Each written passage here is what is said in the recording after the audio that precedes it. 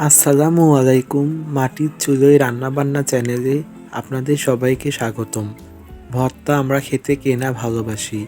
ভর্তা মানে লোভনীয় একটা রেসিপি। তেমনি আমি আজ আপনাদের ঝাল ঝাল মাছ ভর্তা করে দেখাবো। সহজ কয়েকটি উপকরণ দিয়ে আপনারা খুব সহজেই আমার মতো এই ঝাল ঝাল মাছ ভর্তাটা করতে পারবেন। আশা করি আজকের এই মাছ ভর্তার রেসিপিটা আপনাদের অনেক ভালো লাগবে। মাছ ভর্তার রেসিপির জন্য আমি এখানে পেঁয়াজ, মরিচ, রসুন, ধনেপাতাগুলো ভালোভাবে ধুয়ে নিয়েছি। আমি এখানে মাঝারি সাইজের 3টা পেঁয়াজ নিয়েছি। পেঁয়াজগুলো আমি চাকা চাকা করে কেটে নিয়েছি মাঝারি সাইজের 3টা রসুনের কোয়া, আর নিয়েছি 10টা কাঁচামরিচ, সাথে ধনেপাতাও নিয়েছি। ঝালটা আপনারা আপনাদের পছন্দ অনুযায়ী দিয়ে দিবেন। আমি যেহেতু আজকে মাছ ভর্তাটা ঝাল ঝাল ভাবে করব, তার জন্য আমি এখানে 10টা কাঁচামরিচ নিয়েছি। আমি মাছ ভর্তার জন্য এখানে ছোট জাতের 100 গ্রাম পরিমাণ বাটা মাছ নিয়েছি। মাছগুলো আমি ভালোভাবে কেটে বেছে পরিষ্কার করে ধুয়ে নিয়েছি। এখন আমি এই মাছের মধ্যে দিয়ে দিলাম 1 চা চামচ পরিমাণ লবণ আর 1/2 চা চামচ পরিমাণ হলুদের গুঁড়া। এখন আমি লবণ হলুদের সাথে মাছগুলো ভালোভাবে মেখে নিব। মাছগুলো আমি নুন হলুদের সাথে ভালোভাবে মেখে নিয়েছি। এখন আমি চুলায় একটা প্যান বসিয়ে দিয়ে প্যানটা ভালোভাবে গরম করে নিয়ে প্যানের মধ্যে দিয়ে দেব 1 টেবিল চামচ পরিমাণ সয়াবিন তেল। মনে রাখবেন যেন তেলটা অবশ্যই ভালোভাবে গরম হয়, তা না হলে মাছগুলো আটকে যাবে আর মাছগুলো ভেঙে যাবে। তার জন্য প্যানটা অবশ্যই ভালোভাবে গরম করে নিয়ে তেলটাও ভালোভাবে গরম করে নিতে হবে। এখন এই গরম তেলের মধ্যে আমি নুন হলুদ দিয়ে মেখে রাখা মাছগুলো দিয়ে দিব।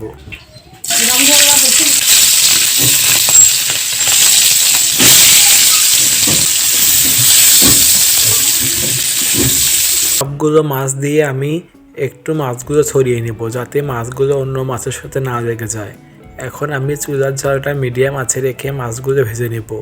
অবশ্যই চুলার জালটা মিডিয়াম আঁচে রাখতে হবে, তাহলে মাছ ভাজাগুলো অনেক সুন্দর হবে। বেশি জোরে জাল দিলে মাছগুলো তাড়াতাড়ি পোড়া লেগে যাবে। মাছগুলোর এক পিঠ হয়ে আসলে আমি আর এক পিঠ উল্টিয়ে দিয়ে মাছগুলো ভালোভাবে মচমচে করে ভেজে নেব। আমি এর মধ্যে আর একটু পরিমাণ তেল দিয়ে মাছগুলো একদম ভালোভাবে ভাজা ভাজা করে নিব। আমার মাছগুলো হয়েছে। এখন আমি মাছগুলো প্যান থেকে একটা বাটির মধ্যে উঠিয়ে নিব। এখন আমি আবারও প্যানের মধ্যে 1 টেবিল চামচ পরিমাণ সয়াবিন তেল দিব। তারপর আমি দিয়ে দেব পেঁয়াজ কুচি,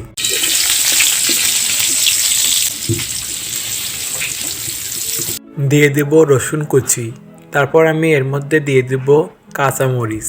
এখন আমি পেঁয়াজ, মরিচ, রসুনগুলো কিছুক্ষণ নেড়ে নেব।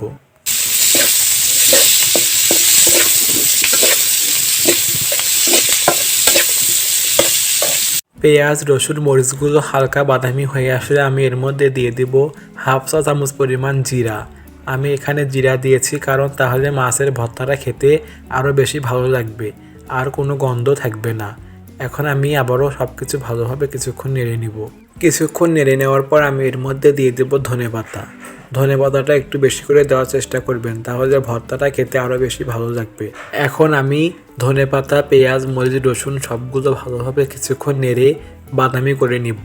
যখন দেখবেন যে পেঁয়াজ, মরিচ, রসুনগুলো এমন বাদামি হয়েছে, তখন এগুলো কড়াই থেকে উঠিয়ে নিতে হবে। মাছ ভর্তাটা করার জন্য পাটায় আমি মাছ ভাজাগুলো রেখে এখন ভালোভাবে মাছগুলো বেটে নিব।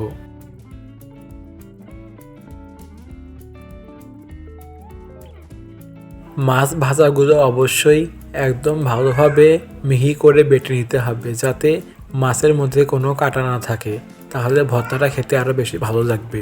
অনেক সময় দেখা যায় যে মাছগুলো ভালোভাবে না বেটে নেওয়ার কারণে মাছের মধ্যে কাঁটা থাকে, গলায় কাঁটা বাজার সম্ভাবনা থাকে। তার জন্য মিহি করে মাছগুলো বেটে নিতে হবে। মাছগুলো বেটে নেওয়া হয়ে গেলে এখন আমি পেঁয়াজ, মরিচ, রসুন, ধনেপাতাগুলো মিহি করে বেটে নিব। এখন আমি সব কিছু একদম ভালোভাবে একসাথে মিশিয়ে নিব। এখন আমি ভর্তাটা স্বাদ বুঝে আর একটু লবণ দিয়ে দেব। আমি এখানে আবারও 1/2 চা চামচ পরিমাণে লবণ দিয়ে দিলাম। তারপর আমি লবণের সাথে সব কিছু একদম ভালোভাবে মিশিয়ে নিব। নিয়ে আমি আরেকবার এই ভর্তাটা বেটে নিব, তাহলে ভর্তাটা খেতে আরও বেশি ভালো লাগবে। যত মিহি করবেন তত আরও খেতে বেশি ভালো লাগবে। এখন আমি ভর্তার মধ্যে দিয়ে দিব 1 টেবিল চামচ পরিমাণ সরিষার তেল। এখন আমি সরিষার তেলের সাথে ভর্তাগুলো একদম ভালোভাবে মিশিয়ে নেব। আমার ভর্তাটা সম্পূর্ণ হয়েছে। এখন আমি ভর্তাটা পাটা থেকে উঠিয়ে নেব। আশা করি আজকের এই মাছ ভর্তা রেসিপিটা আপনাদের অনেক ভালো লেগেছে। এরকম নতুন নতুন মজার মজার রেসিপি পেতে দয়া করে আমার এই মাটির চুলোয় রান্নাবান্না চ্যানেলটি সাবস্ক্রাইব করে পাশেই থাকবেন। আজকে এই পর্যন্তই। সবাই ভালো থাকবেন।